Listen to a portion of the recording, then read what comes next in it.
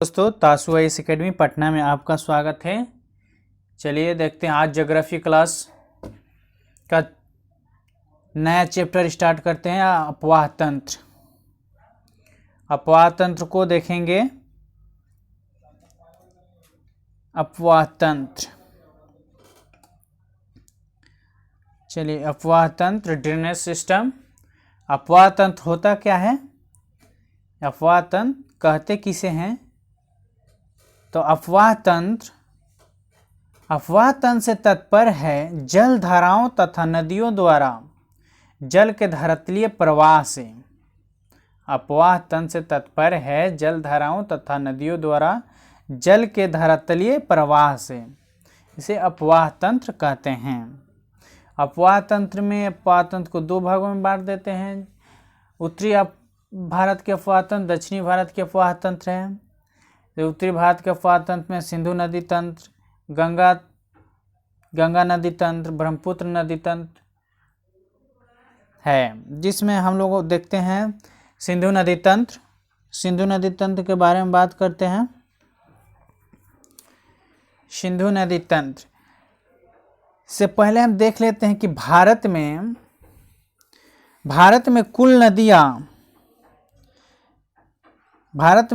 कुल 4000 से अधिक नदियां का प्रवाह होता है। भारत में कुल नदियां कम से कम 4000 से अधिक नदियों का प्रवाह होता है। तो चलिए हम लोग बात करते हैं सिंधु नदी तंत्र पर। सिंधु नदी तंत्र, सिंधु नदी, इसमें मैप द्वारा दिखाया गया है। सिंधु नदी जो है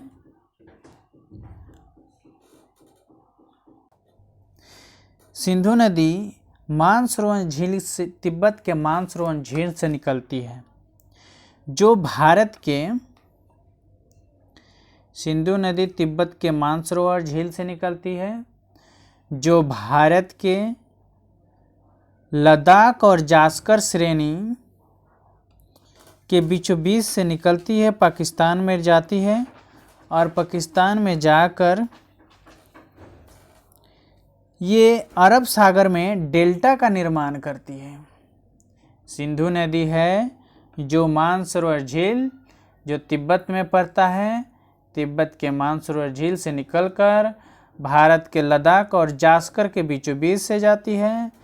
अगर पूछ दे लद्दाख और जास्कर को कौन नदी अलग करता है तो सिंधु नदी तंत्र, सिंधु नदी लद्दाख और जास्कर से बीच से निकलती है और पाकिस्तान से होते हुए जाकर अरब सागर में डेल्टा का निर्माण करती है। सिंधु नदी के सहायक जो नदियां हैं, इसमें दाईं ओर से कौन नदियां हैं और बाईं ओर से कौन कौन नदियां सिंधु में मिलती है। दाईं का बात करें तो पाकिस्तान ओर से मिलने वाली नदियां, और बाईं ओर का बात करें तो नीचे से मिलने वाली भारत से, पाकिस्तान से हुई हो। तो दाईं ओर से मिलने वाली मुख्य नदियां है गोमल, दाईं ओर से मिलने वाली गोमल, काबुल। गोमल नदियाँ पाकिस्तान से मिलती है, काबुल नदियाँ भी पाकिस्तान से मिलती है, और श्योक नदी जो है वो भारत से मिलती है। श्योक नदी एग्जाम में बहुत बार ये सवाल पूछा है कि सिंधु नदी में दाईं ओर से मिलने वाली कौन नदियाँ है, तो इसमें रहता है श्योक नदी भारत में। श्योक नदी भारत में, इसे मृत नदी भी कहा जाता है। और बाईं ओर से मिलने वाली नदियाँ सिंधु नदी में बाईं ओर से मिलने वाली नदियाँ में झेलम, चिनाब, रावी, ब्यास, सतलज, ये मुख्य नदियाँ हैं। झेलम, चिनाब, रावी, सतलज, ब्यास, ये मुख्य नदियाँ हैं। सवाल ये भी पूछता है जो झेलम का झेलम का पुराना नाम क्या है, या चिनाब का दूसरा नाम या पुराना नाम पूछता है। तो झेलम को वितिस्तता कहते हैं, वितिस्तता।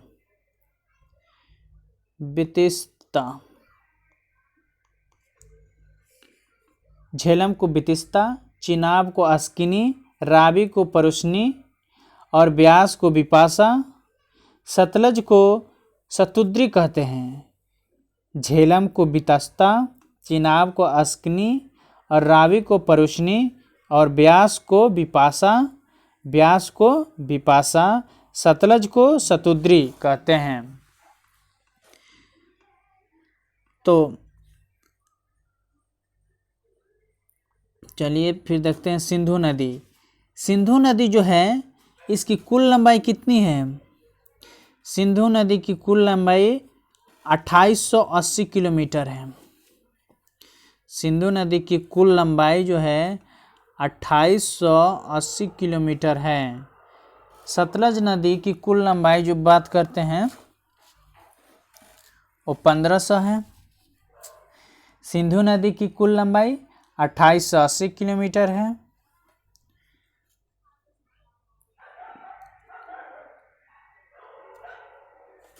ये जो है इंदिरा गांधी नहर ये सतलज नदी पे है।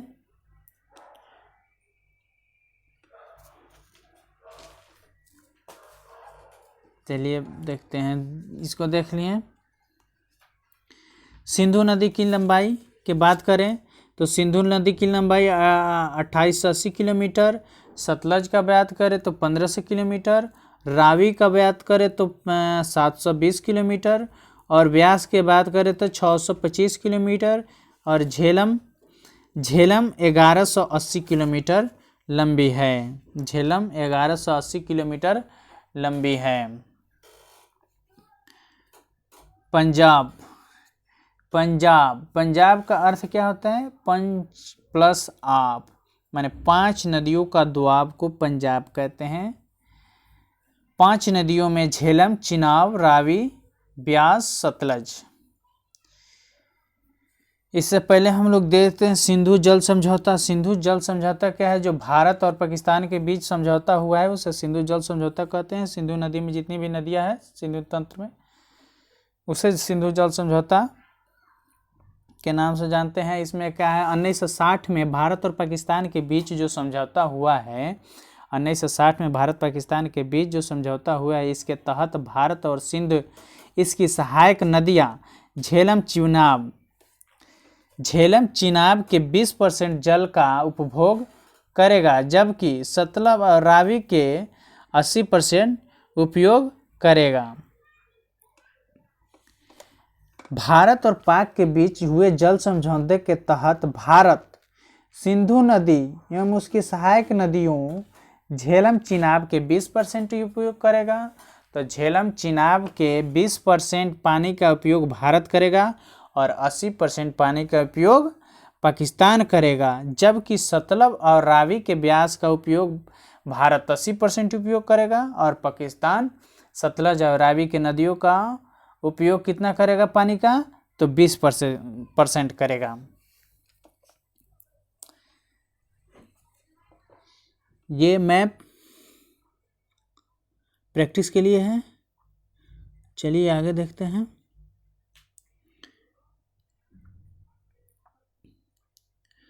कुछ इसमें बात कर लेते हैं। रावी नदी जो है सतलज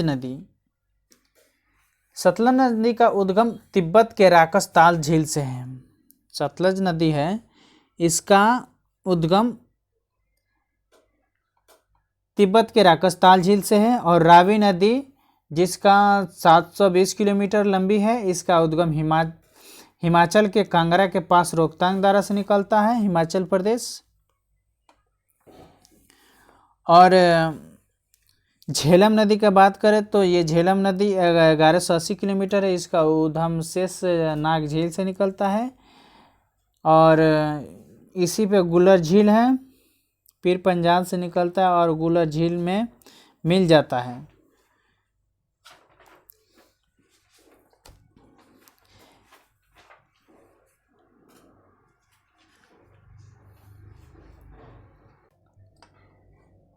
चलिए एक दो प्रश्न हम लोग देख लेते हैं। जैसे सिंधु एवं गंगा अपवाह तंत्रों के बीच विभाजित कौन करता है?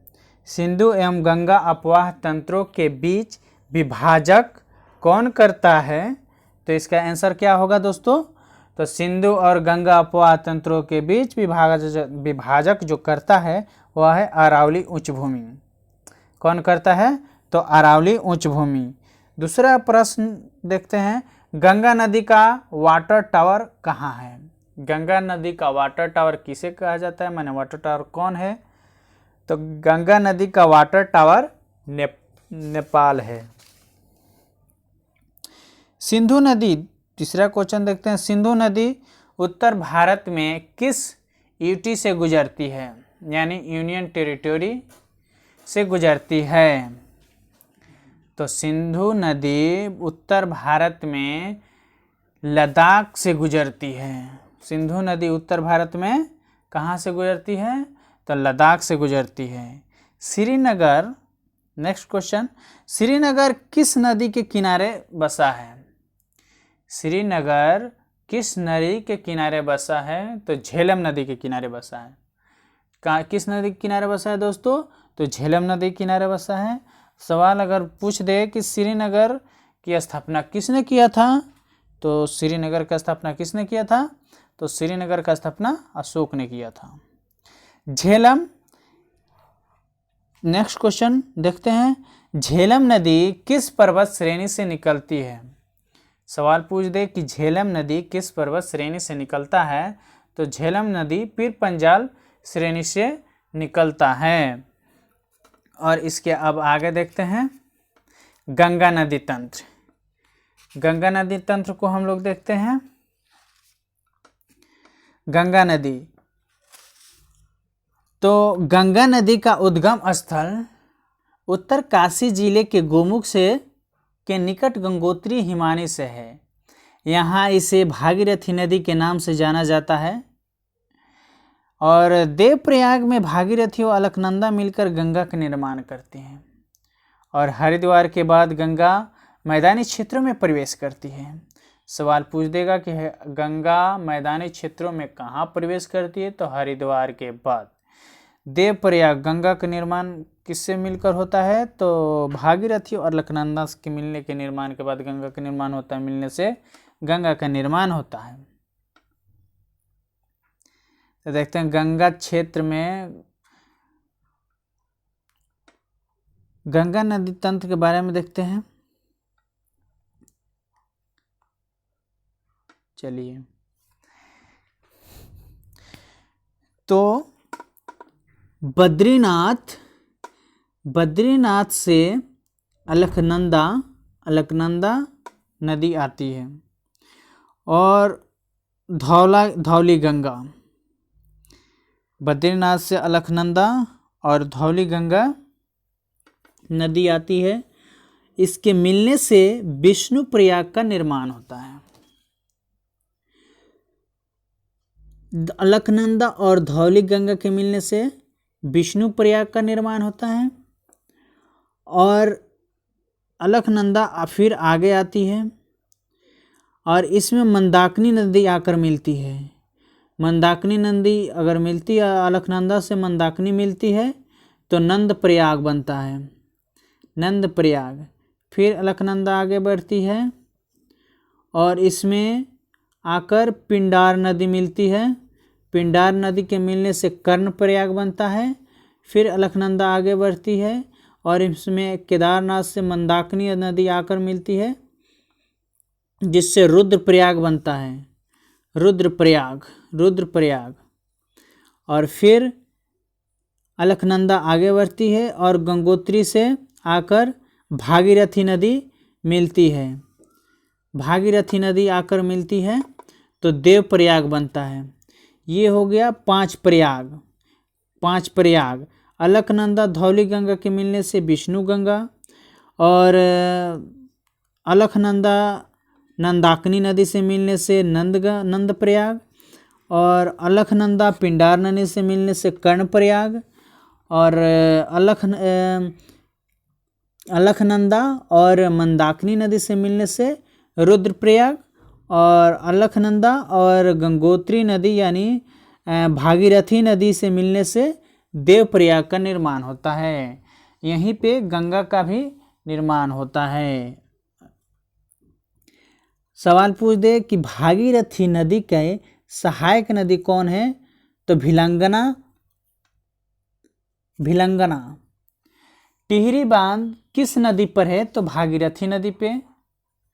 टिहरी बांध पूछ दे सवाल कि टिहरी बांध किस नदी पे, तो भागीरथी नदी पे है। और गंगा देवप्रयाग से आगे बढ़ती है ऋषिकेश हरिद्वार होते हुए ये उत्तराखंड से यूपी बिहार बंगाल में फराक्का से 2 भागों में बढ़ती है। एक तरफ हुगली और दूसरी तरफ पद्मा बांग्लादेश में चल जाती है, जिसे बांग्लादेश में से पद्मा बोला जाता है। और आगे जाकर ब्रह्मपुत्र मिलती है, जहाँ ये जमुना होती है, उसके आगे जाती है मेघना बनती है और जाकर अरब बंगाल की खाड़ी में गिर जाती है। अगर बात करें गंगा नदी की सबसे बड़ी सहायक नदी की, तो यमुना होगा। यमुना, गंगा और यमुना दोआब बनाता है। गंगा और यमुना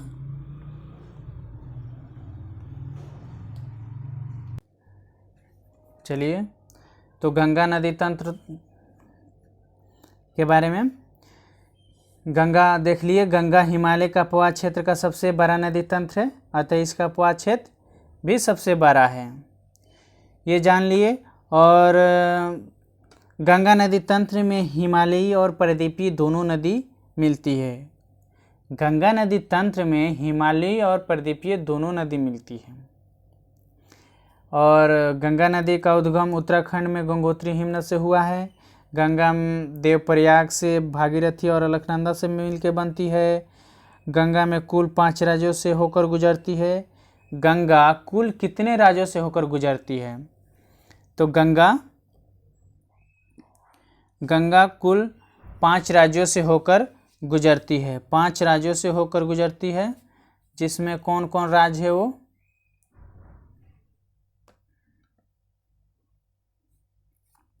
कौन कौन राज्य है, तो गंगा सबसे पहले उत्तराखंड, उसके बाद यूपी, उसके बाद बिहार, उसके बाद झारखंड, उसके बाद West Bengal. Uttarakhand, UP, Bihar, Jharkhand, Bengal. Uttarakhand, UP, Bihar, Jharkhand, Bengal. Ganga 5 राज्यों से होकर बहती है। गंगा सबसे ज़्यादा किस राज्य से होकर बहती है, तो गंगा सबसे ज़्यादा यूपी राज्य से होकर बहती है। गंगा सबसे ज़्यादा किस राज्य से होकर गुजरती है, तो गंगा सबसे ज़्यादा यूपी राज्य से होकर गुजरती है। और गंगा सबसे ज़्यादा और सबसे कम किस राज्य से होकर गुजरती है गंगा, तो सबसे कम झारखंड से होकर गुजरती है। गंगा नदी सबसे ज़्यादा यूपी राज्य से होकर गुजरती है। और गंगा नदी सबसे कम किस राज्य से होकर गुजरती है, तो गंगा नदी सबसे कम झारखंड राज्य से होकर गुजरती है। गंगा के किनारे प्रमुख शहर में कौन कौन है, तो गंगा के किनारे प्रमुख शहर में हरिद्वार, ऋषिकेश, कानपुर, इलाहाबाद,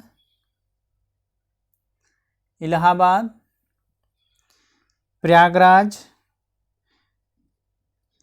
बनारस, काशी, बक्सर,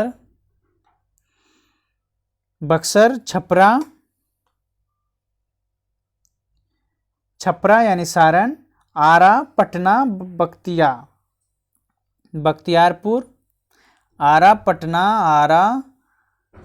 पटना, बख्तियारपुर, मोकामा, रामधारी सिंह दिनकर, मुंगेर, भागलपुर, साहबगंज, मनिहारी, फरक्का इत्यादि।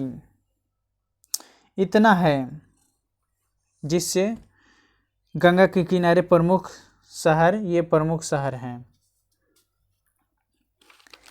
चलिए आगे देखते हैं।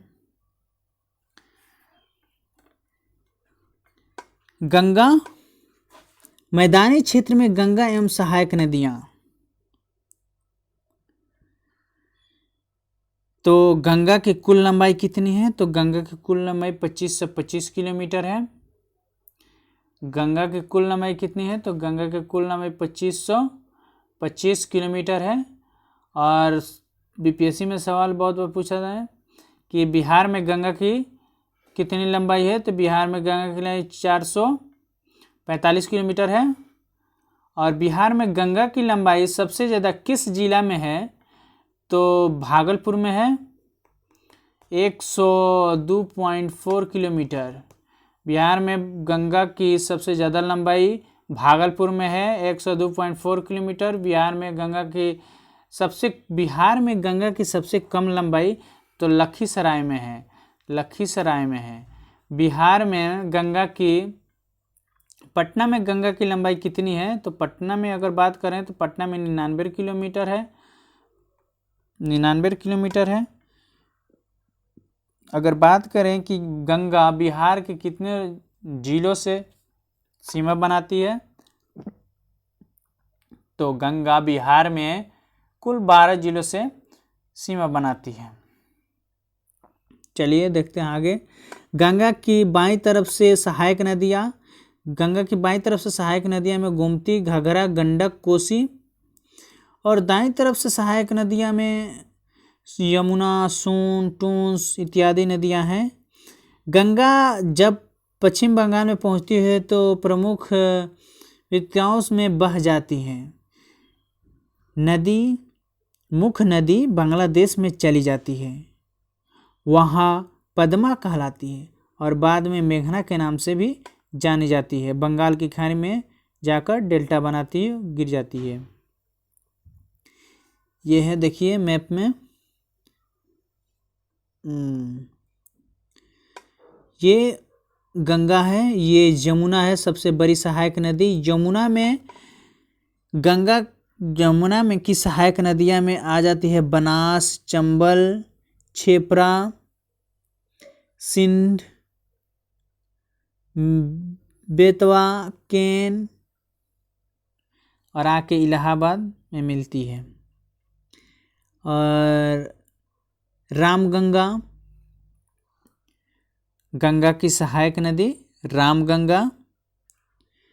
फिर वरुणा, बहुत सारी है।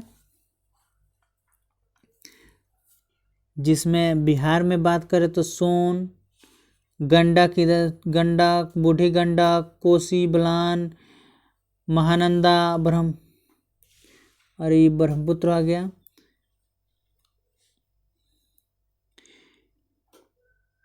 सोन नदी अमरकंटक की पहाड़ी से निकलती है, सोन नदी अमरकंटक की पहाड़ी से निकलती है।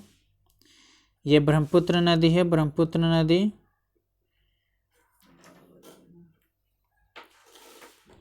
चलिए आगे देखते हैं, इसकी सहायक नदी की बात करते हैं। तो मुख्य नदी में मिलने वाली नदियाँ, जो मुख्य नदी रहती है उसमें मिलने वाली नदियाँ को सहायक नदी कहा जाता है। यमुना प्लस गंगा। वितरिका की बात करते हैं तो मुख्य नदी से निकलने वाली छोटी नदी जो उसमें पुनः नहीं मिलती है उसे वितरिका कहते हैं, जैसे हुगली नदी। डेल्टा की बात करते हैं तो नदी जब सागर या झील में गिरती है, डेल्टा किसे कहते हैं? तो डेल्टा जब नदी या सागर झील में गिरती है तो वेग में कमी के कारण मुहाने पर उसके लंबे निक्षेप होने लगता है, जिसमें विशेष प्रकार के स्थल का निर्माण होता है, उसे डेल्टा कहते हैं। जैसे नदियाँ पहाड़ पर्वतों से मिट्टी को काटते हुए, पर्वतों को काटते हुए पूरा लेकर जाती है कचरा, जिसको वो जाकर निक्षेप कर देती है, उस डेल्टा का निर्माण होता है उसी से। और ज्वारनदमुख एस्चुरी, एस्चुरी नदी के जल में तीव्र प्रवाह के कारण, नदी के जल में तीव्र प्रवाह के कारण मलबों का निक्षेप मुहाने पर नहीं होता है तथा नदी जल के साथ मलबा को समुद्र में गिरा देती है, तो इसको क्या कहा जाता है? मुहाना को एस्चुरी कहा जाता है। ऐसे गहरे मुहाने को ज्वारनद या एस्चुरी कहा जाता है। जैसे अरब सागर में मिलने वाली मुख्य नदियाँ, अधिकांश नदियाँ एस्चुरी का निर्माण करती है, और बंगाल में सभी नदियाँ, बंगाल में गिरने वाली जितने भी नदियाँ हैं सब डेल्टा का निर्माण करती है। चलिए आज का क्लास यहीं तक। जय हिंद दोस्तों।